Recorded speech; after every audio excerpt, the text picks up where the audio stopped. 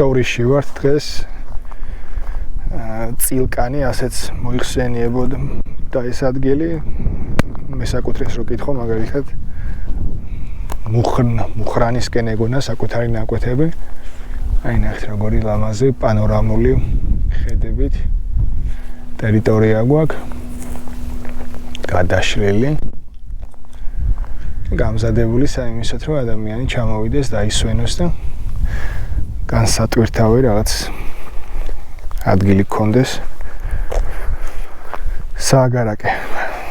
მაგრამ ყველაფერი აკლია ამ აქაურობას ადამიანების და მესაკუთრეების გარდა. აქ იყო ჯამში გაცემული 9 სხვადასხვა სამსახურის თანამშრომლებისთვის ნაკვეთები. ერთ-ერთი იყო მეცნიერებათა აკადემიის ბიოქიმიის ინსტიტუტის მებაღეობის წევრებისთვის განკუთვნილი.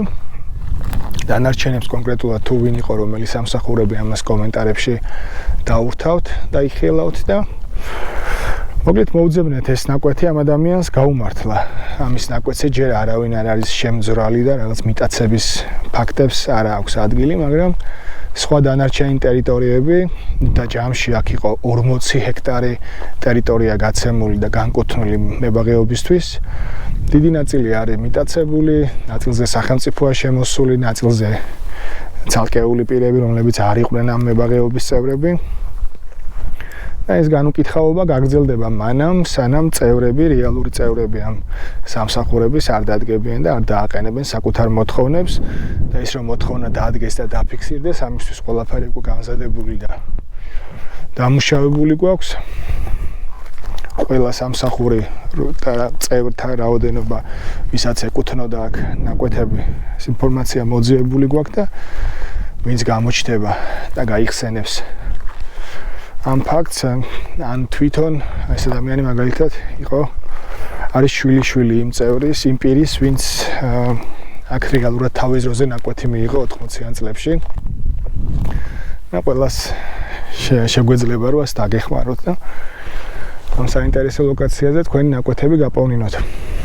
ოღონდ უნდა იჩქაროთ თავისთავად, პრობლემა იმაშია რომ 2025 წლის ბოლომდე ეს მოთხოვნები ვერ დაფიქსირდება და წარდგება მარეგისტრირებელი ორგანოების წინაშე. არსებული რეგულაციის მიხედვით ყველა ქონება, რომელსაც კერძო საკუთრება ვერ დაუდასტურდება, საბოლოო ჯამში გახდება სახელმწიფო საკუთრება. ასე რომ უნდა იჩქაროთ და მოახერხოთ თქვენი მოთხოვნების დროული დაფიქსირება და შესაბამისად დაკმაყოფილება.